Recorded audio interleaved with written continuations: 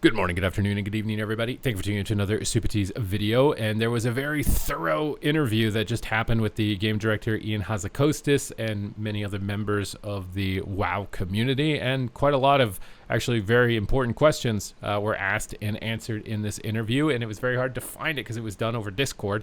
However, Wowhead has a written copy of it here that we're going to go into all of the nitty-gritty details to see what's going on in the engine and what's going on under the hood and what is Blizzard's thoughts at the moment with everything that's going on with the game and the direction for its future. And if you want to make sure that you're staying up to date with news related to World of Warcraft, educational and entertaining content, then make sure to smash that subscribe button. Your support is greatly appreciated. So the first topic of discussion was the 8-week content cadence. So if you played WoW as long as I have for 20 years, you would know that sometimes you could go a year to 2 years with no content, right? You want to know the thing that kept the game going in those droughts? PvP. Always been valuable as far as keeping WoW going over the long term. Just want to highlight that. However, in this discussion, let's see what they have to say. With regards to the 8-week cadence, it is brought up a lot, and it's not ironclad on Blizzard's end. The idea was initially a goal of Dragonflight coming out of expansions with long stretches of content drought, which players were clearly unhappy with. Every 2 months felt about right, both from a content and a bug-fixing perspective, though they acknowledge that it has grown to feel overwhelming for others. This is similar to in Legion when they reduced PvP season duration. It was great for players like me, who like playing for the end of the season Gladiator push and really like that final week, which to me is that's like the all-time high period to play in a PvP season. But most average players weren't able to keep up with that cadence of rewards on such a fast cycle, and they just felt like they couldn't keep going. So they decided to scrap that shorter season of play. I kind of think the solution could have been to just increase the rate of honor and conquest so players can get the rewards faster, and there's just more for them to go after.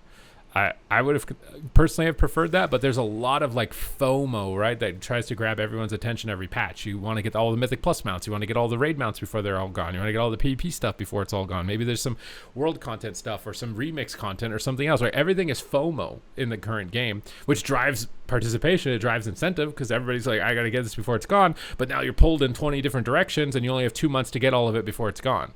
So maybe it's just too much FOMO is maybe what people are more, like more content's great, but don't make it content that disappears after 2 months because there's too much of that, and people are getting pulled too many ways to be able to actually feel like they can get all of it.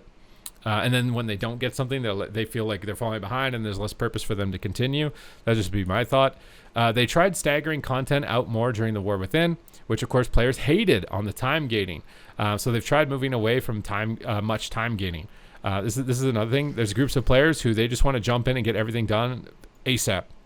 But what's interesting is there is time gating. The Omnium Folio has time gating, right? Weekly until you get the next trinket of it or whatever, and you upgrade it down. There's a little bit of time gating with that regard, but they don't want to do it too much as they used to in the past, because it's going to be the main criticism from some players who just want to blow through it, get it done, and then do the content they want to focus on, right? Like for a lot of players, this new content getting added just becomes an inconvenience, taking their attention away from their Mythic Plus pushing or taking their attention away from their PvP pushing or their raid pushing, because I think a lot of players have been spliced out into their given content roles, and they want to be as competitive in those content roles, and whenever they're forced to move away from that and they're doing something that's irrelevant to their progression there other than their character getting stronger, it pulls them in a bad direction overall.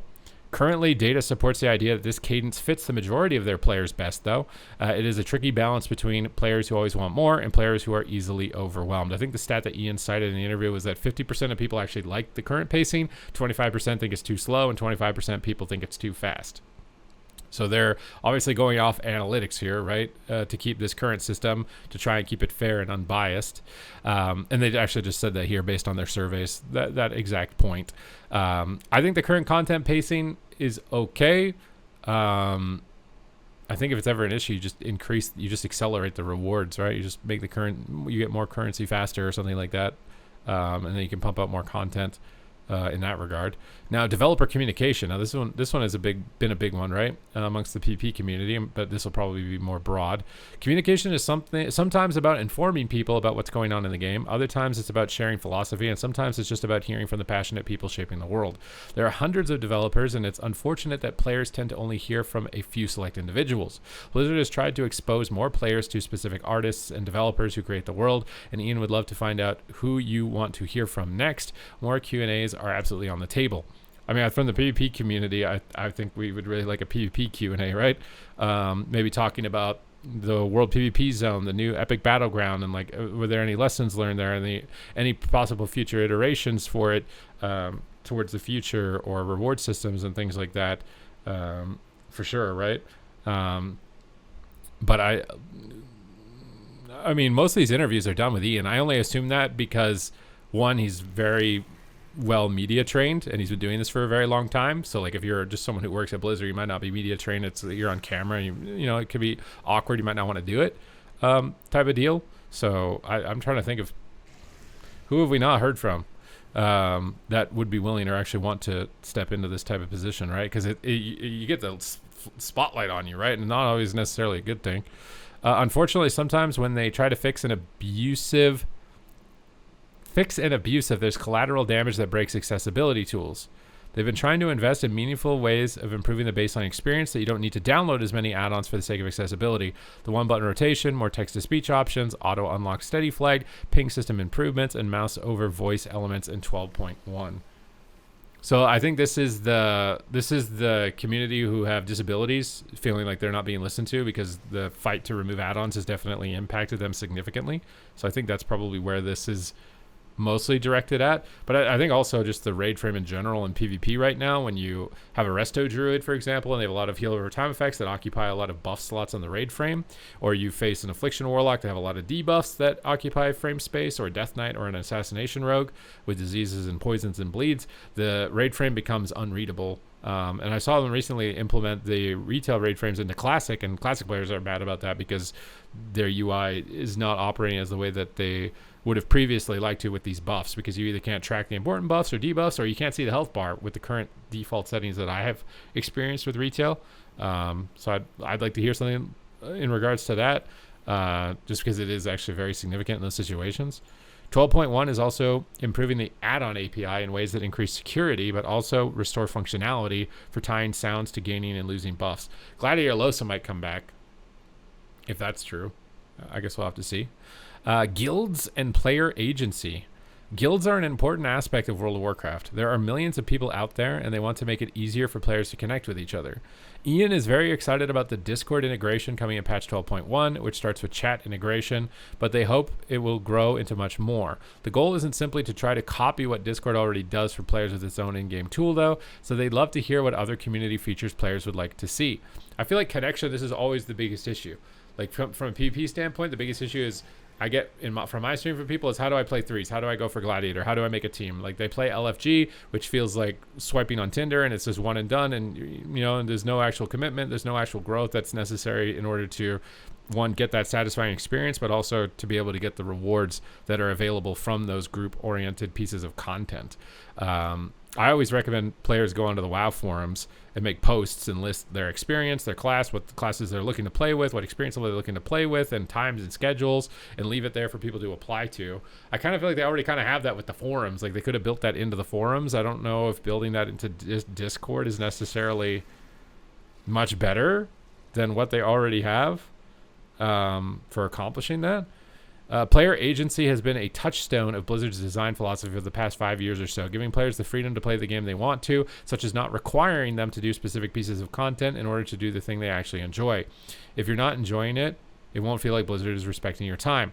They put more effort into parallel progression tracks with things like delves for solo players to supplement dungeons and raids. There's still value for players who want to engage in multiple, but each should feel fairly sufficient.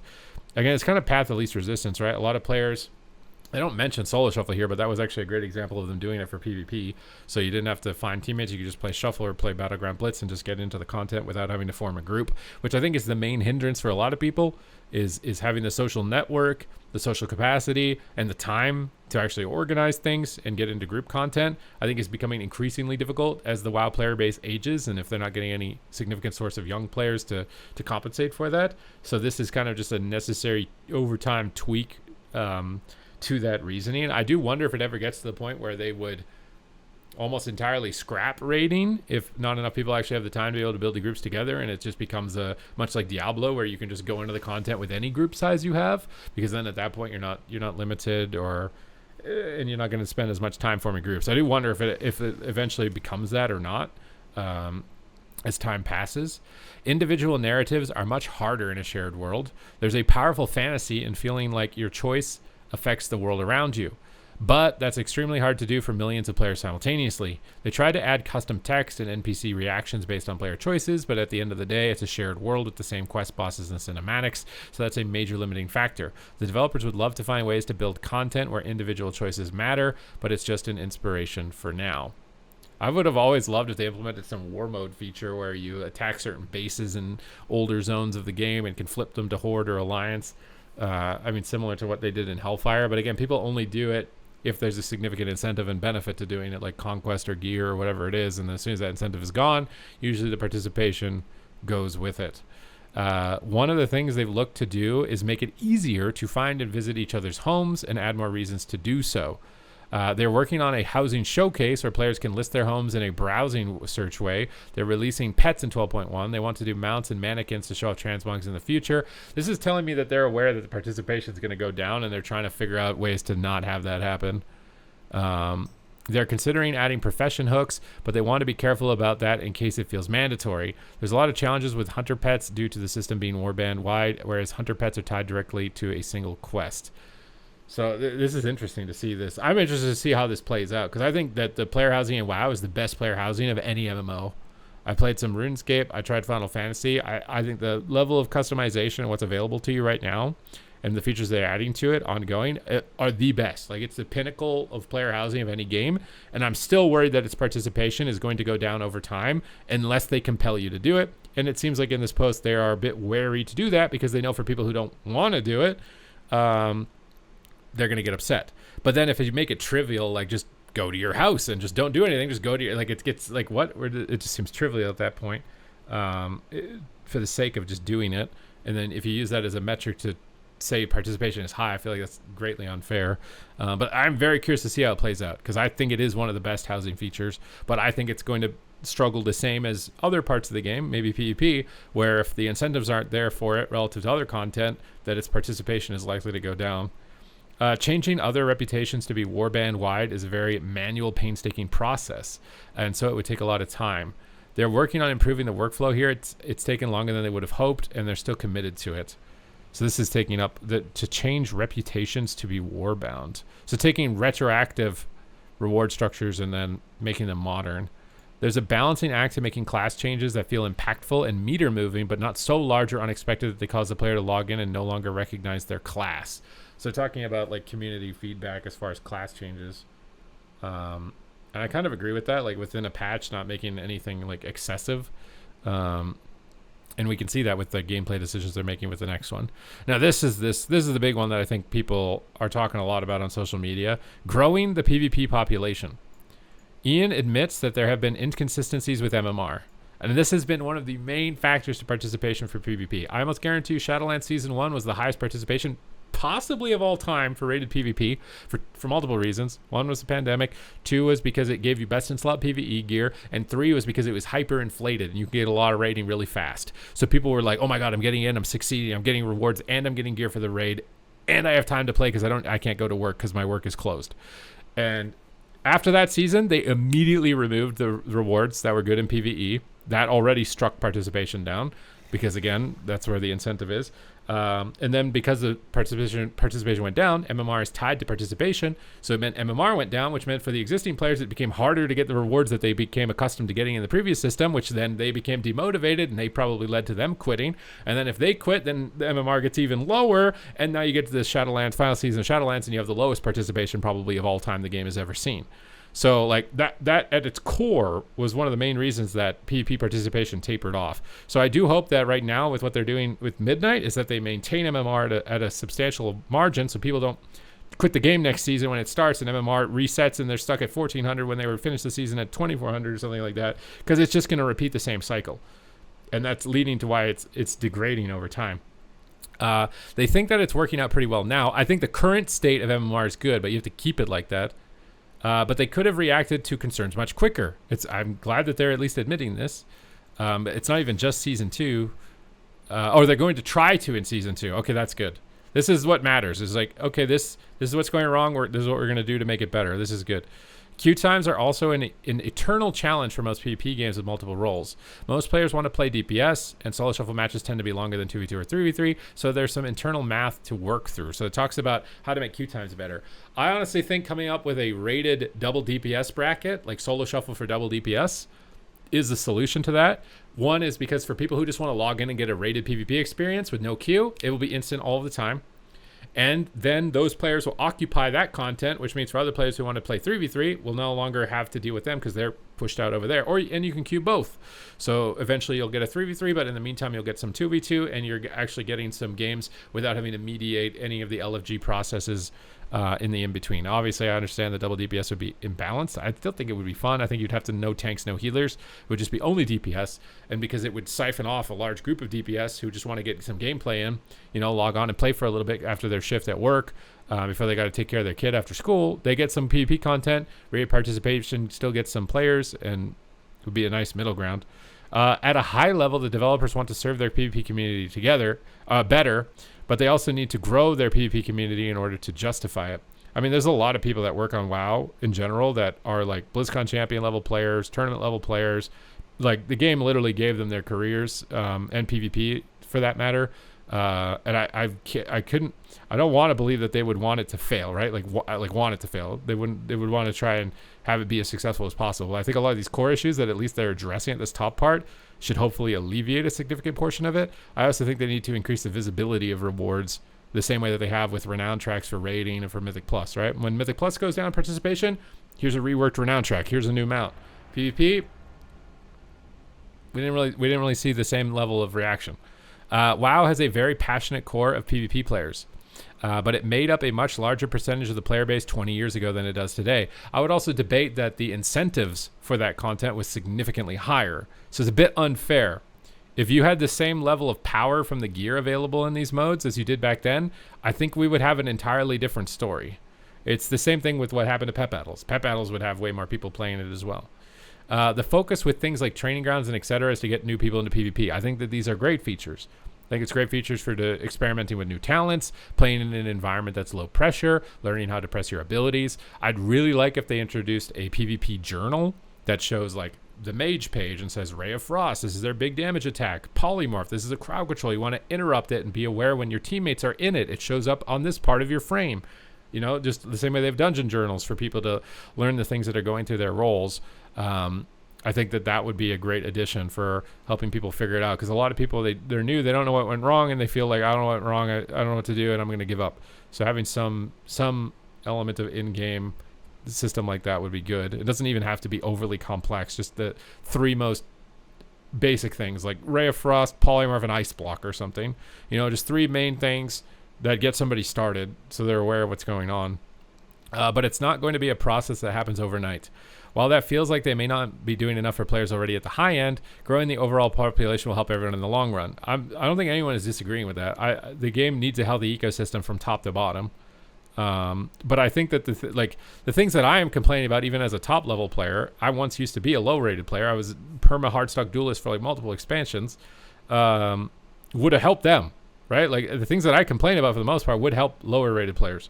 Like MMR, getting people to be able to get to the rewards, right? This season's Gladiator title was supposed to be the most accessible one. It is now getting there, but at the start it wasn't. It was more inaccessible than ever, and it felt like they spent a lot of time advertising that Glad mount, getting people intrigued about it, and then it just became the most inaccessible mount of all time, which seems like that's unfair, because you're dangling this as the main carrot for everybody as the advertisement and expansion, and then nobody gets to get it until now, right? Like now it's getting a bit better, and even then for most people it's still hard, but other rewards like elite PvP sets and things like that, I feel like that should be on a renown track.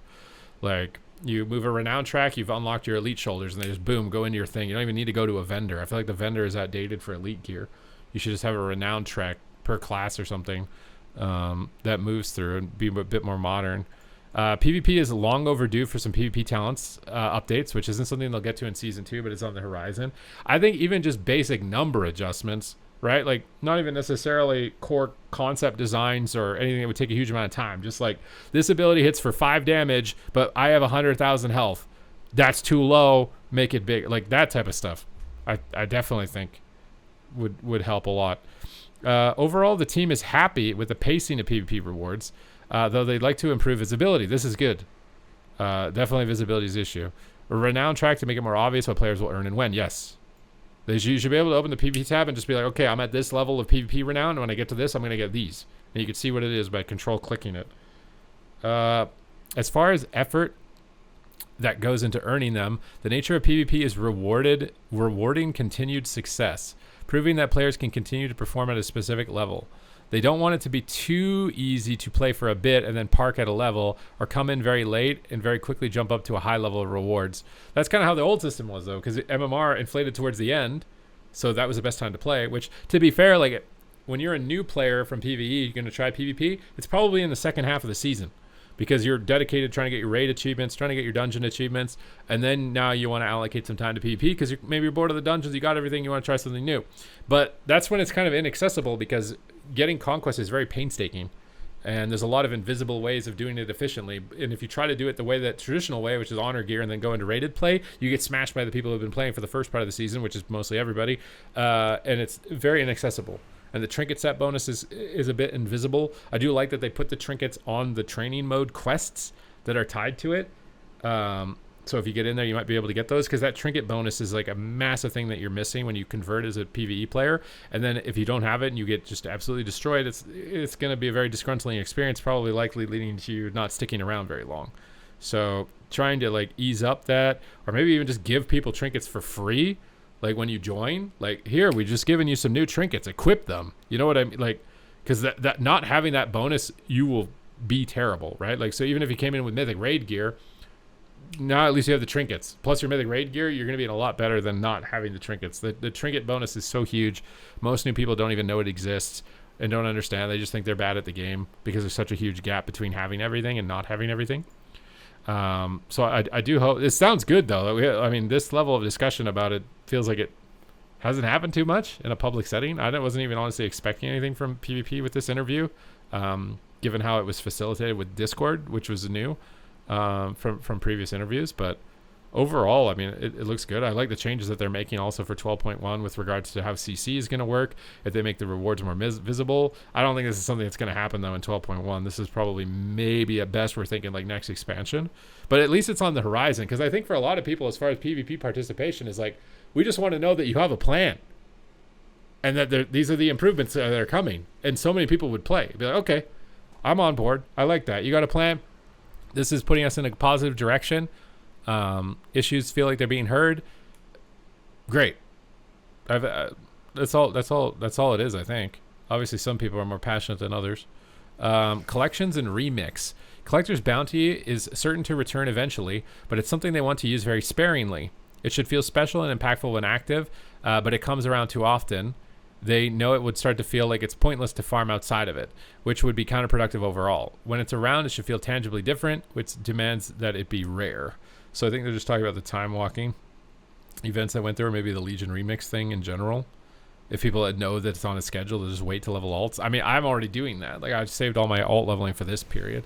They will also continue to do more remix experiences. It's a great time to experience an expansion story at a faster pace while being distinct from just going back to max level and steamrolling everything.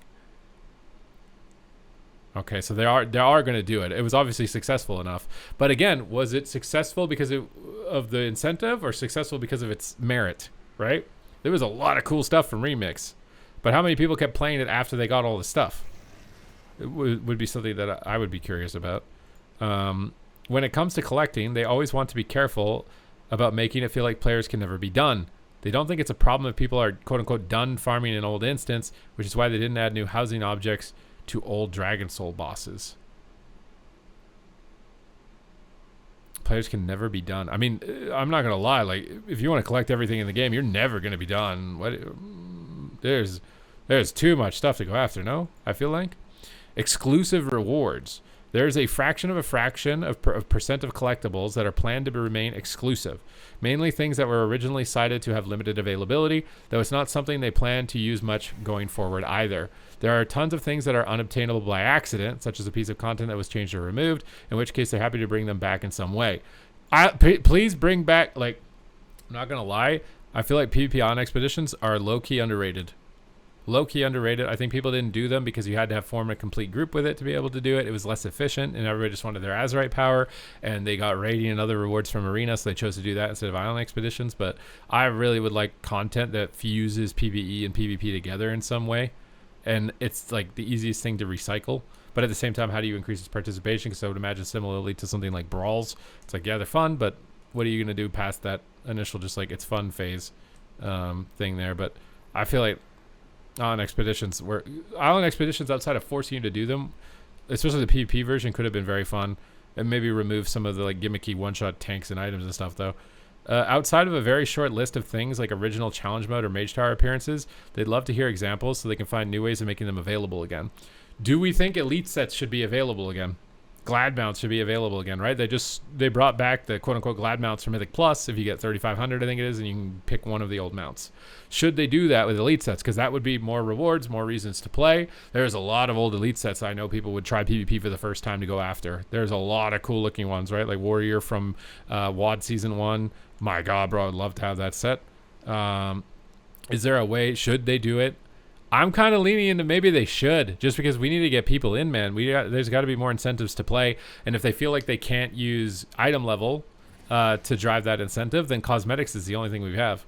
So I'm starting to think that maybe there needs to be a way to do it.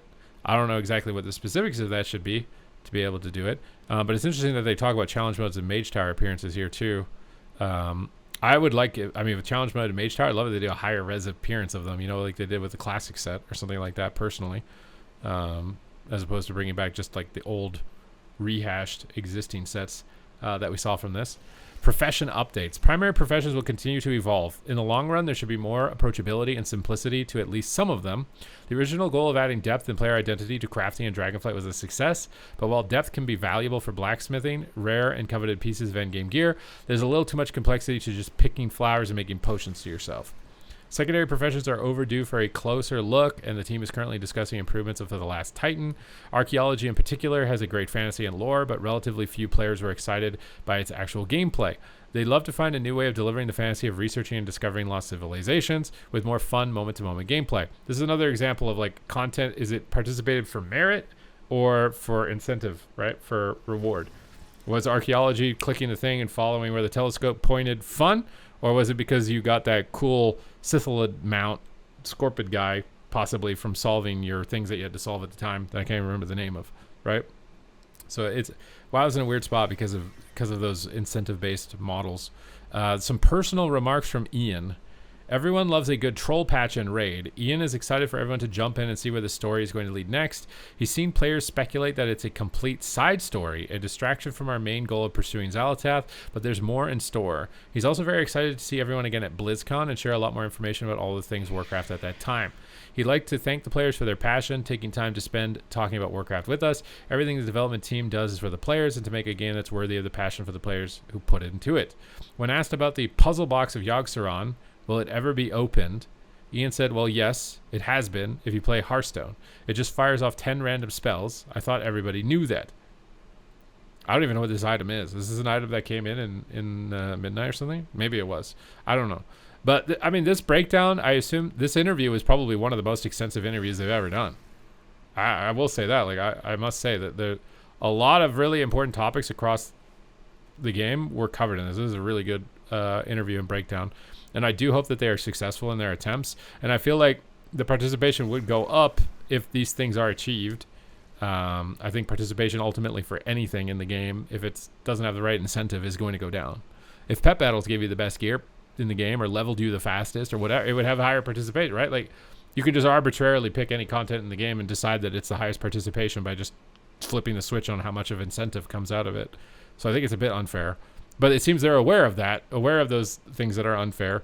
And hopefully them addressing it here will fix that problem in the long run. But other than that, thank you guys very much for tuning into the video. I hope you guys enjoyed this interview breakdown. And I will see you in the next one.